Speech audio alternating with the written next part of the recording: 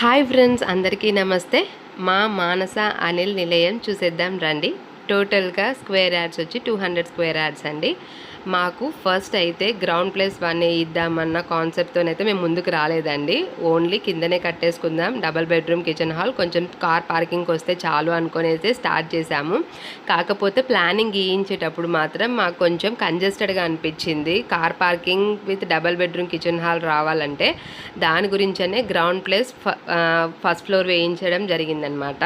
కింద వచ్చేసి single bedroom kitchen hall with attached bathroom, బయట ఒక టాయిలెట్స్ ఉంటుంది, అలాగే ఒక సింగిల్ రూమ్ కూడా ఇచ్చామండి. ఇది ఏంటంటే గెస్ట్ కమ్ లేకపోతే స్టోర్ రూమ్ లెక్క యూజ్ చేద్దామని ఈ రూమ్ అయితే కట్టించాము. అలానే 2 కార్స్ పార్క్ చేసుకోవచ్చు, 2 or 3 బైక్స్ కూడా ఎట్ ఎ టైం పార్క్ చేసుకునేటట్టు కార్ పార్కింగ్ అనేది ఇచ్చాము, రెంటర్స్ కూడా ఇబ్బంది కాకుండా.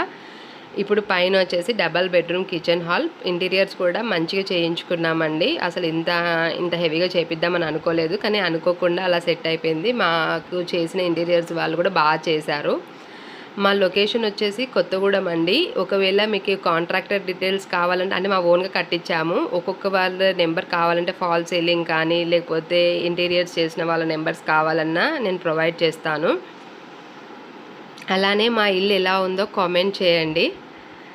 ఈ వీడియో మీకు ఏమన్నా హెల్ప్ఫుల్ అవుతుంది అంటే కనుక లైక్ చేయండి, షేర్ చేయండి, అలాగే మా ఛానల్ని సబ్స్క్రైబ్ చేయండి.